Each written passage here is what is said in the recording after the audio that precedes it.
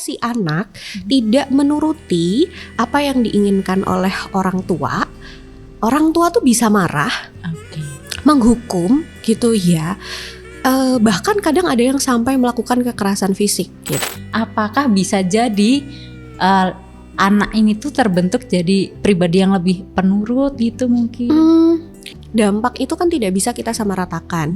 Mungkin bagi Sobat Detection yang merasa bahwa aku pola asuh otoriter, anakku jadi begitu yang disebutin sama Miss Audi misalnya, ya good for you gitu. Tapi kan gak semua anak seperti itu gitu. Meningkatkan potensi terjadinya tindak kekerasan atau tindak pelecehan kayak gitu ya.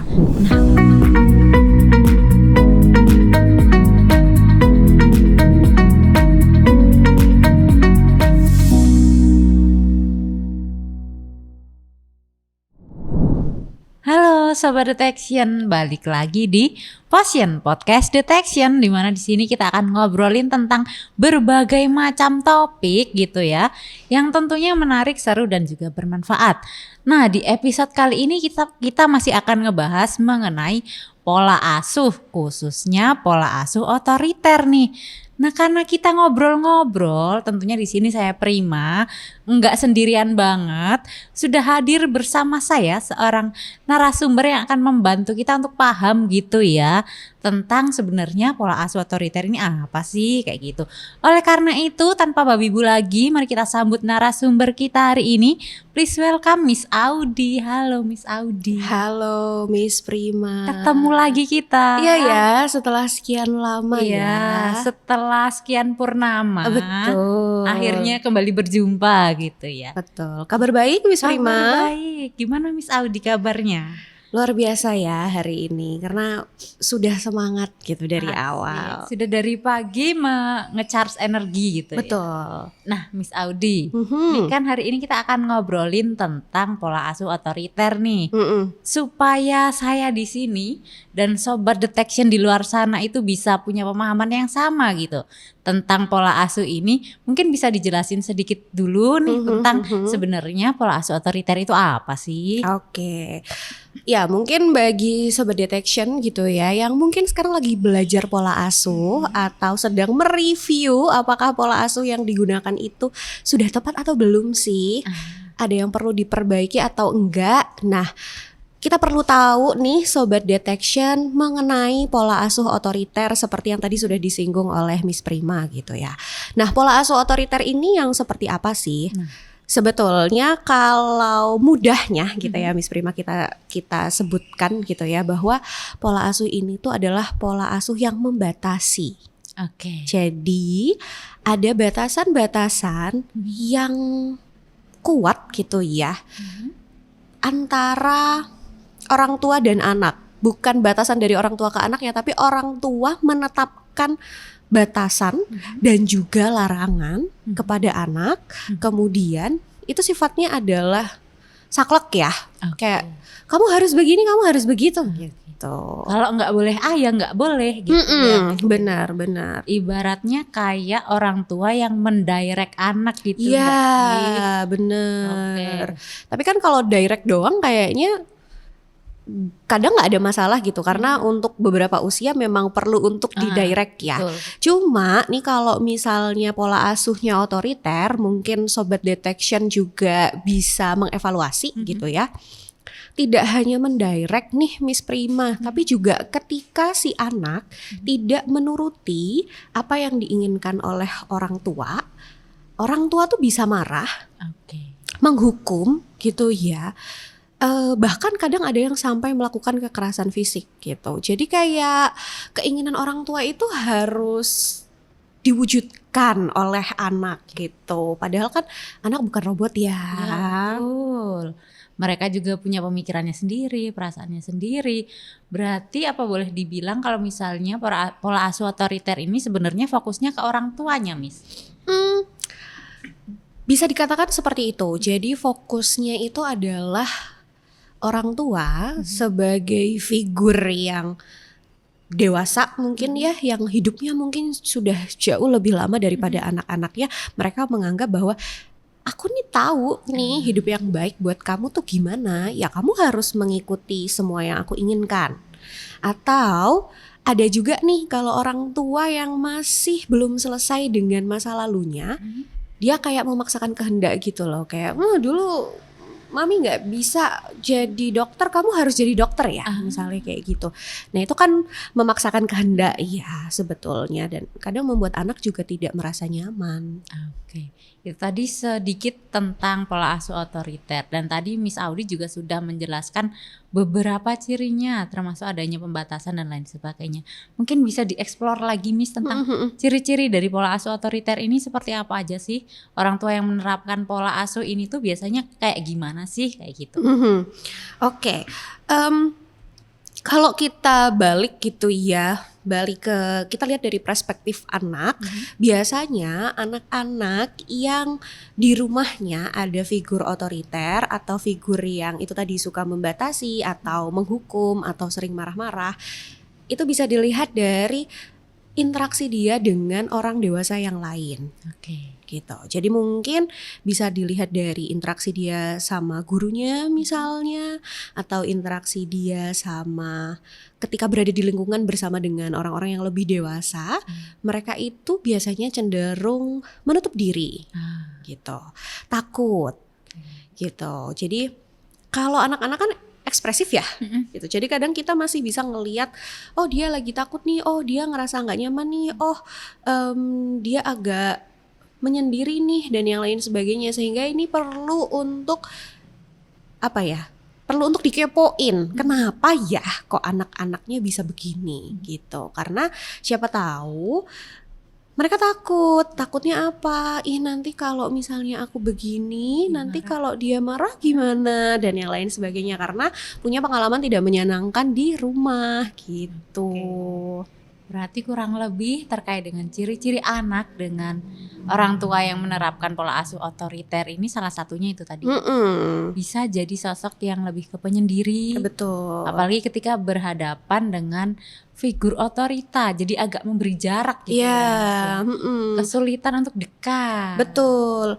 Karena kalau kita ngelihatnya dari perspektif orang tua nih, ini sepertinya agak sulit ya. Karena kan ketika kita sudah dewasa, iya kalau kita mau menerima masukan dan saran dari orang lain. Lah kalau nggak mau, kan repot ya. Kita kan nggak mau ribut ya sama orang lain gitu. Jadi kadang orang-orang terdekat kita itu bisa loh melihat pola asuh kita tuh seperti apa. Dan boleh banget kalau kita mau sharing gitu. Nah balik lagi, apakah orang tua itu mau untuk sharing dengan orang lain terkait pola asuh yang sudah mereka terapkan? Atau kadang tuh misalnya kita melihat keluarga dekat kita yang melakukan pola asuh otoriter, kan rasanya kayak pengen aku tegur, pengen aku ingatkan kayak gitu. Tapi ya itu tadi balik lagi, tapi nanti kalau dia malah nggak nyaman gimana ya dan yang lain sebagainya. Sehingga dilihatnya dari anak. Kalau dari orang tua perlu untuk mata ketiga lah istilahnya gitu ya. Pihak lain yang objektif. Benar, gitu ya, yang benar. bisa jadi mediator lah kurang lebihnya ya. Nah kalau yang tadi sudah disebutkan oleh Miss Audi adalah terkait dengan ciri-ciri yang sifatnya mungkin cenderung negatif gitu ya Miss ya. Lalu sebenarnya apakah si pola asuh otoriter ini juga bisa memberikan dampak positif gitu Miss ke anak? Entah itu manfaatnya kah atau apanya kah kayak gitu. Oke. Balik lagi ya, kalau dampak itu tidak hanya berangkat dari pola asuh, tapi berangkat juga dari bagaimana lingkungan yang lain. Gitu.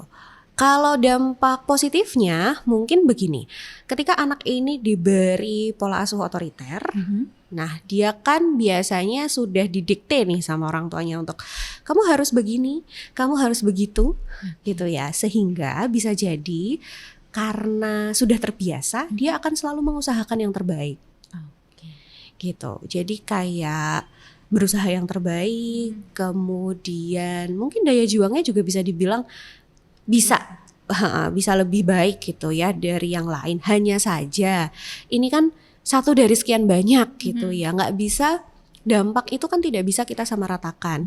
Mungkin bagi Sobat Detection yang merasa bahwa aku pola asuh otoriter anakku jadi begitu yang disebutin sama Miss Audi misalnya, ya good for you gitu. Tapi kan nggak semua anak seperti itu gitu. Nah, kalau terkait ini Miss, tadi kan Miss Audi juga sudah sempat bilang tentang ada kok manfaat positifnya. Nah, mungkin yang sedikit agak saya pengen tahu tuh, apakah biasanya anak-anak dengan orang tua yang menerapkan tipe pola asuh ini tuh nanti cenderungnya di masyarakat akan lebih taat aturan nggak sih Miss? Kan di situ dia jadi agak aware nih, lebih aware dengan do and dance-nya kayak gitu, dengan apalagi kalau yang ngasih aturan adalah sosok otoritas kayak gitu, otoriternya kayak gitu. Apakah bisa jadi anak ini tuh terbentuk jadi pribadi yang lebih penurut gitu mungkin? Balik lagi, tergantung bagaimana anak itu berada di dalam lingkungan dan menyikapi peraturan-peraturan yang ada di lingkungan itu, gitu ya. Karena kan pola asuh berdampak membentuk kepribadian anak juga, gitu ya. Terus habis itu nanti berdampak juga dengan bagaimana anak ini memandang figur otoritas. Kalau misalnya si anak ini memandang bahwa semua aturan itu memang harus aku taati, bisa nih dia menjadi anak yang taat aturan.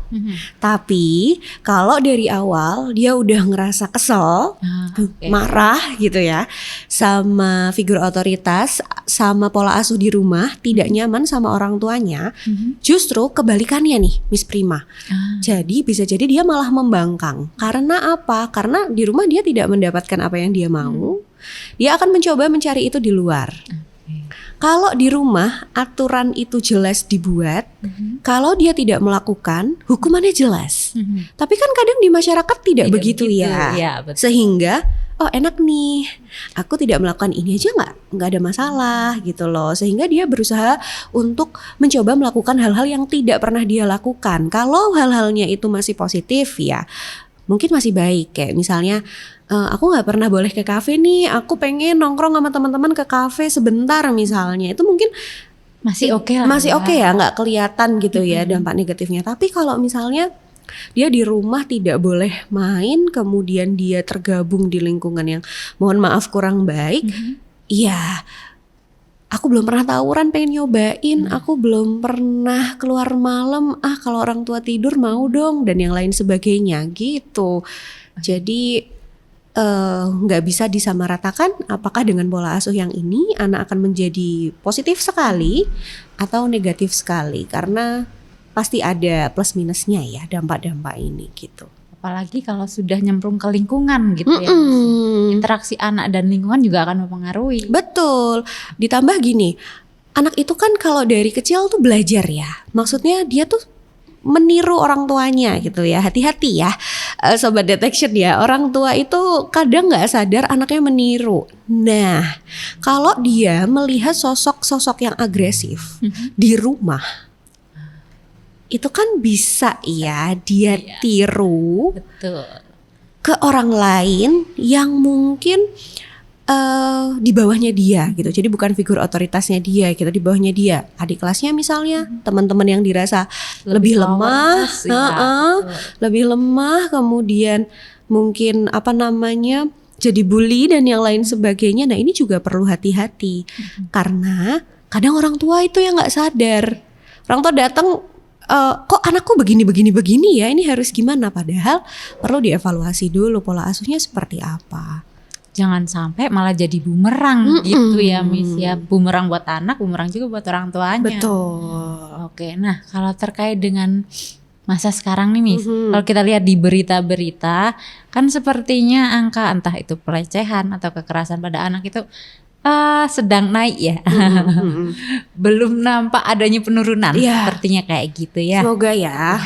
Kita harapannya sih semoga bisa segera menurun kayak gitu. Tapi bukan karena tidak dilaporkan, karena emang sudah nggak ada kasusnya aja kayak gitu ya.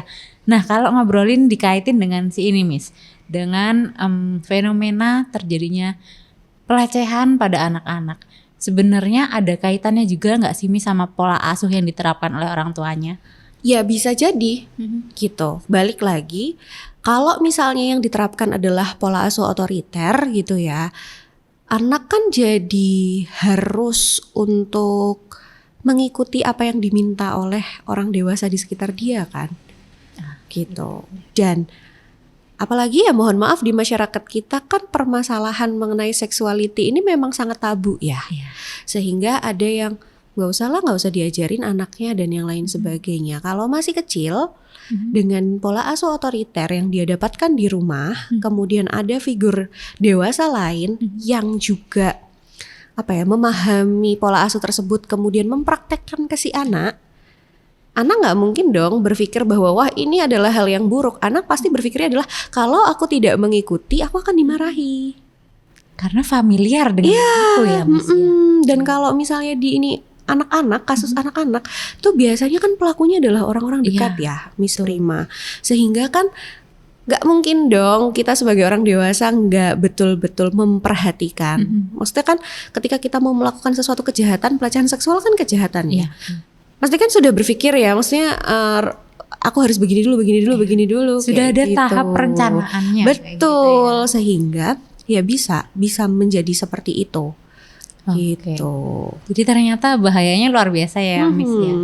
Ketika memang dampaknya ke si anak ini lebih ke arah jadi bumerang itu tadi ya. Iya, karena kan anak tidak diajarkan untuk menolak. Iya.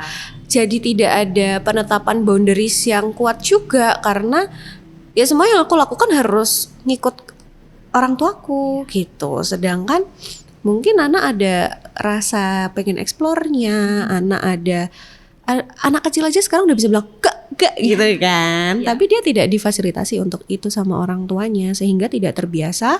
Lalu ada figur yang lebih dewasa ya bisa aja gitu. Jadi bisa meningkatkan potensi mungkin gitu ya. Meningkatkan potensi terjadinya tindak kekerasan atau tindak pelecehan kayak gitu ya.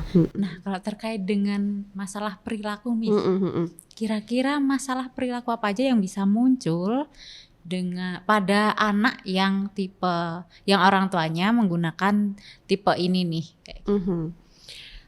Bisa jadi anak ini menjadi tidak percaya diri.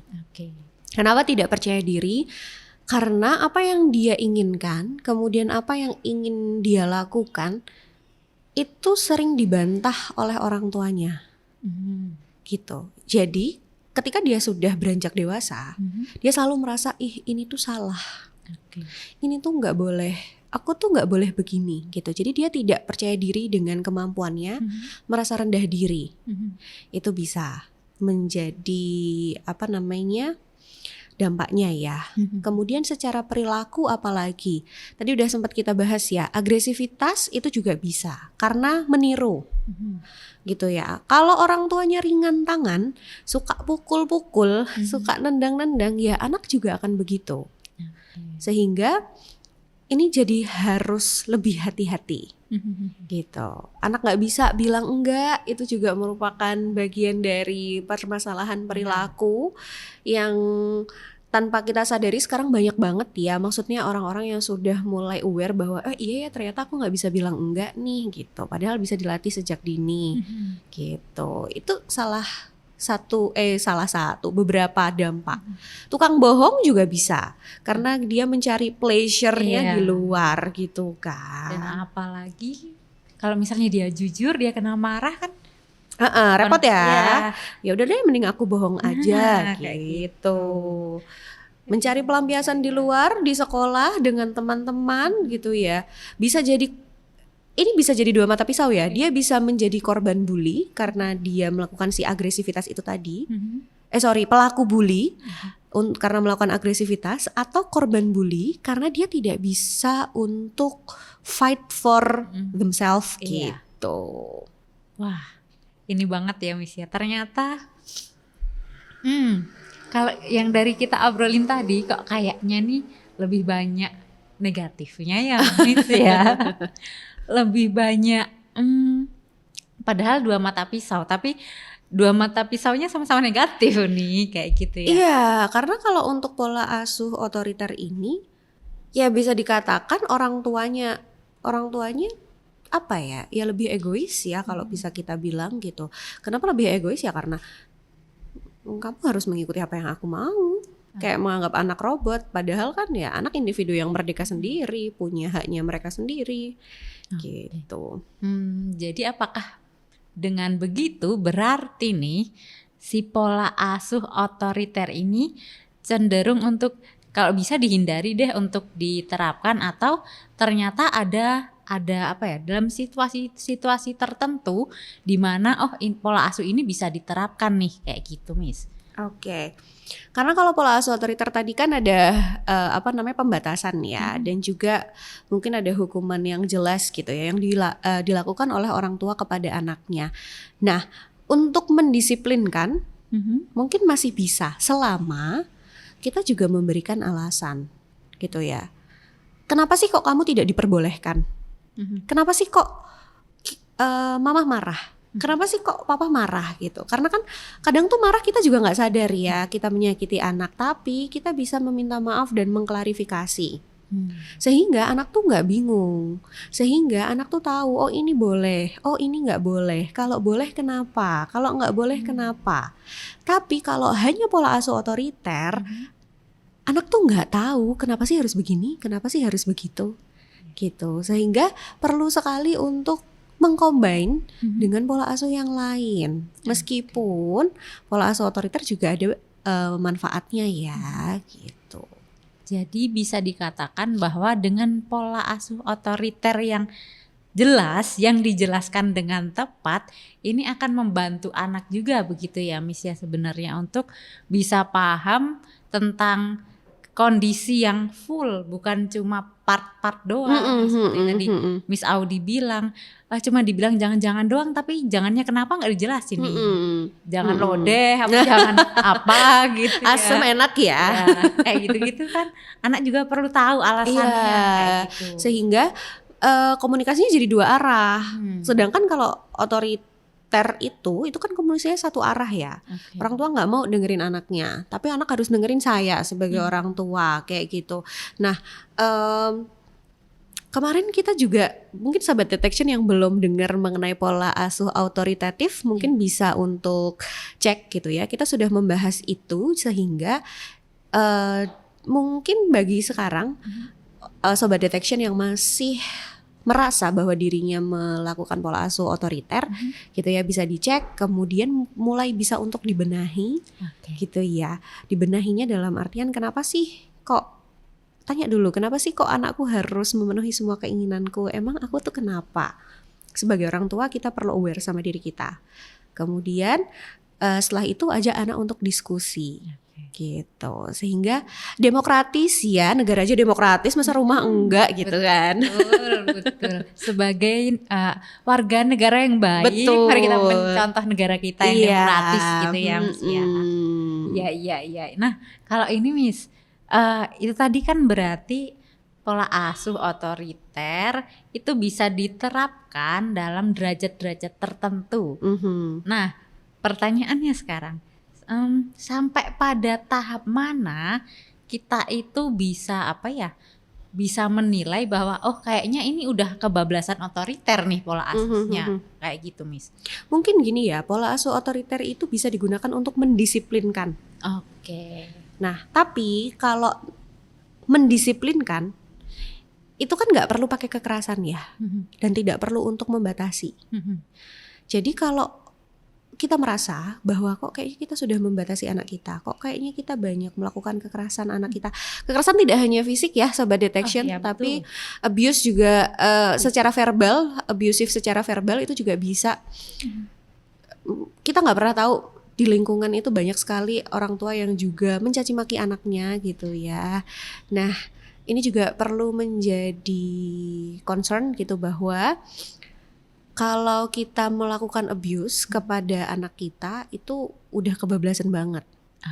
Gitu. Jadi ya ini digunakan untuk mendisiplinkan bahwa ada kata jangan itu kenapa, ada kata tidak boleh itu kenapa gitu. Sehingga kita balik lagi, pengasuhan yang kita berikan itu ya untuk anak. Dari anak untuk anak gitu ya. Tapi oleh orang tua. Gitu. Jadi ya tidak bisa dibilang bahwa ini juga akan bagus 100%. tapi bisa dicombine dengan pola pengasuhan yang lain selama otoriter ini untuk mendisiplinkan saja gitu. Oke, berarti Kak kalau sudah lewat dari mendisiplinkan, apalagi arahnya udah kekerasan, entah itu verbal, fisik, atau ada juga sekarang kekerasan emosional yang memanipulasi anak, membuat anak merasa bersalah, itu berarti udah kebablasan gitu ya. Iya bener, oh iya bener. Manipulasi itu tuh sekarang lagi booming banget ya, karena kayak kita tuh nggak pernah sadar bahwa ternyata kita memanipulasi perasaan orang lain. Kayak misalnya anak ngerasa sedih, lalu kita kayak, kamu tuh nggak boleh ya sedih kayak gitu. Nah itu kan sebenarnya kita memanipulasi perasaan ya. Iya betul. Gitu. Padahal perasaan siapa ya kan yang Iya ngatur siapa. benar. Padahal mungkin anak perlu di comfort dulu sama orang tuanya gitu, sehingga jangan ya dimanipulasi perasaannya, karena nanti dewasanya anak akan merasa bahwa iya aku tuh marah tapi kan aku gak boleh marah ya, aku tuh sedih tapi aku gak boleh sedih, tapi gimana ya kok aku jadi jadi muncul masalah baru. Iya betul. Apalagi sekarang ya Miss ya, kebanyakan masalah yang dialami pada masa dewasa gitu ya, ternyata setelah dikulik-kulik akarnya waktu masih anak-anak. Iya, dan kadang akarnya itu dari pola asuh. Iya betul. Kalau masih anak-anak gitu ya, mungkin bisa diperbaiki dari pola asuhnya. Maksudnya kita memperbaikinya tidak hanya anaknya tapi keluarganya juga. Iya, betul. Orang tua bisa gitu. Tapi kalau sudah dewasa, mereka akan lebih banyak menerima stresor yang tidak nyaman dari pola asuh orang tua yang otoriter ini, sehingga kemungkinan mereka untuk lebih baik tuh bisa. Tapi ngerasa downnya itu juga mungkin lebih cepat gitu. Dari segi kompleksitas masalahnya juga jadi lebih kompleks. Iya benar. Dan kita tidak bisa menyamaratakan ya antara pola asuh dulu dengan pola asuh yang sekarang gitu. Karena zamannya udah berubah, ilmu pengetahuannya juga sudah berubah, penelitian banyak gitu ya. Betul. Yang efektif yang mana, yang lebih baik yang mana, kayak gitu. Segala sesuatunya berkembang lah ya Miss ya. Betul. Nah sekarang kalau ini Miss, bagi orang tua, bagi parents di luar sana yang mungkin sekarang sudah agak sadar nih, wah sepertinya pola asuh yang saya terapkan ini cenderung otoriter kebablasan nih. Lalu mereka ingin banting setir nih Miss, mulai untuk kayaknya aku harus mengubah pola asuhku deh. Nah bagi para parents yang sudah ada insight seperti ini, mungkin bisa ada tips gitu mungkin Miss, apa aja kira-kira hal yang bisa dilakukan para parents ini supaya bisa banting setir ke pola asuh yang lebih baik kayak gitu. Oke. Buat parentsnya gitu ya, kalau kita berbicara dari sudut pandang parents, latihan untuk regulasi emosi. Gitu. Jadi kita perlu untuk memahami emosi yang kita rasakan itu apa sebelum kita lampiaskan emosi kita kepada anak. Utarakan gitu ya. Iya gitu. Kalau misalnya parents adalah tipe orang tua yang sebentar aku perlu waktu untuk menenangkan diri, ya silahkan gitu. Nanti itu disampaikan kepada anaknya gitu. Sehingga ketika kita bisa meregulasi emosi, terus anak kita melakukan sesuatu hal yang menurut kita salah, ngomongnya kan jauh lebih enak ya. Nggak keluar sisi agresivitasnya itu tadi gitu loh. Buat jadi meminimalisir. Iya, jadi kita bisa menata kata-katanya. Karena kan kita perlu ngomong menyesuaikan dengan usia anak ya. Jangan sampai anak usia 3 tahun tapi bahasa yang dipakai itu bahasa ilmiah sekali. Bener, kan akan susah ya gitu. Kamu tuh menyakiti itu apa lah? Kan agak repot gitu. Sehingga latihlah untuk meregulasi. Kemudian ketika nanti masih kelepasan misalnya, dan orang tua atau parents ini menyadari bahwa tadi aku melakukan sesuatu kesalahan, ya minta maaf. Minta maaf aja kepada anaknya gitu. Sehingga anak itu juga menyadari bahwa tadi itu gak boleh. Kalau aku begitu aku juga harus minta maaf. Jadi melatih kemandirian anak juga gitu ya, untuk memahami ini salah nih, ini perlu minta maaf nih, dan yang lain sebagainya. Kemudian identik dengan apa tadi, misalnya menyuruh gitu ya, karena kan otoriter kan ya kamu harus begini, kamu harus begitu gitu ya. Nah, identik dengan menyuruh. Kalau untuk hal-hal yang berkaitan dengan pekerjaan misalnya bisa minta tolong.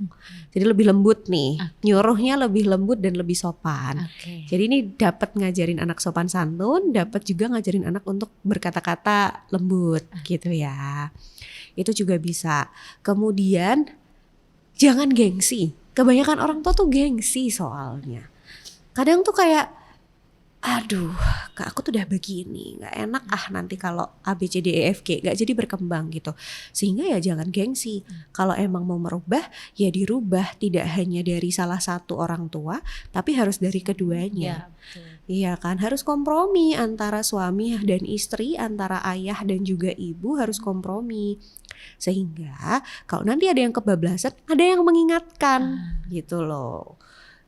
Jadi nyetir rumah tangganya sama-sama, nyetir menjadi orang tua yang baiknya itu sama-sama gitu. Harus ada yang seperti itu. Kalau diperlukan setelahnya boleh juga untuk melakukan konsultasi sehingga nanti bisa terlihat gitu perilaku-perilaku yang mau dirubah itu yang seperti apa, caranya gimana. Karena kadang-kadang kan kita suka nggak kepikir karena terlalu sering ya, butuh orang lain yang lebih objektif yang tadi Miss Prima juga udah pernah sampaikan di awal. Oke, berarti kurang lebih setidaknya ada beberapa ya Miss ya. Yang pertama itu harus ada kesepakatan dulu antara kedua belah pihak yang mengasuh nih. Jangan sampai mamanya pengen, papanya nggak pengen. Nah iya betul. Itu terus gimana dong? Nanti beda-beda yang diiniin. Pola asuh yang diterapkan, anaknya juga bingung nih mau ngikut siapa, papa kayak begini, mama kayak begini, kayak gitu ya. Harus ada kesepakatan dulu. Silahkan bermufakat ya para parents ya. Orang buat kerjaan aja bisa kok diskusi, apalagi buat anak kan pasti jauh lebih bisa lah ya kayak gitu.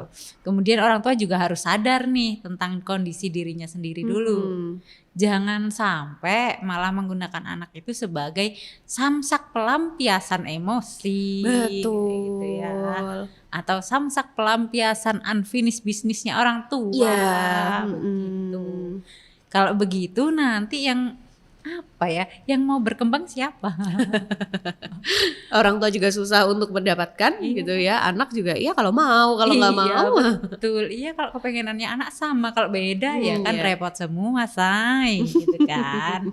Oke Miss Audi, nah itu tadi seputar pola asuh otoriter. Sebenarnya selain otoriter ini ada apa lagi sih pola asuh tuh Miss? Oke, selain otoriter tadi sudah aku sempat singgung, autoritatif atau demokratis ya. Kemudian ada juga permisif gitu ya. Kemudian ada juga pengabaian, pola asuh yang lalai gitu ya. Jadi ada beberapa pola asuh gitu ya, dengan plus minusnya masing-masing. Gitu. Silahkan boleh dipilih nanti atau mau di-combine atau mau sambil jalan. Atau mau cek-cek dulu mungkin di episode-episode detection gitu ya. Bisa sambil ditonton-tonton. Ya benar. Kan? Kita akan bahas juga tentang pola asuh yang lain ini. Jadi santai aja para parents di luar sana. Kalau butuh informasi langsung cek YouTube-nya detection. Betul. Oke, sepertinya sudah panjang kali lebar banget ya Miss ya, yang jadi bahasan kita di hari ini. Mulai dari tadi di awal kita ngebahas sebenarnya pola asuh otoritatif itu apa, cirinya gimana, manfaatnya apa, terus disadvantage atau dampak negatifnya apa kayak gitu, dan gimana caranya supaya kalau kita mau merubah itu gimana kayak gitu. Nah Sobat Detection, udah banyak banget nih yang Miss Audi sampaikan ke kita semua di episode kali ini. Saya percaya bahwa apa yang jadi bahasan tadi pasti punya nilai positifnya lah ya buat Sobat Detection di luar sana. Oke, kalau begitu untuk episode ini saya dan Miss Audi mau pamit dulu ya. Sampai jumpa di episode-episode selanjutnya. Bye-bye. Dadah. Bye. Sejatinya kan kalau kita mau sesuatu hal yang kita inginkan itu kan ada proses ya. Tapi kan mereka tidak bisa untuk menerima proses ini. Mereka tidak bisa menerima kegagalan. mereka tidak bisa menerima bahwa semua hal itu tidak instan gitu kan, sehingga ini akan jadi problem. Boleh, kapan aja sih kita bisa sebagai parents ya, sebagai orang tua bisa menerapkan si pola asuh ini? Oke, dia bersosialisasi bersama teman-temannya pun akan menjadi sama. Kalau misalnya aku nggak dapet ya, aku bisa marah, aku bisa tantrum.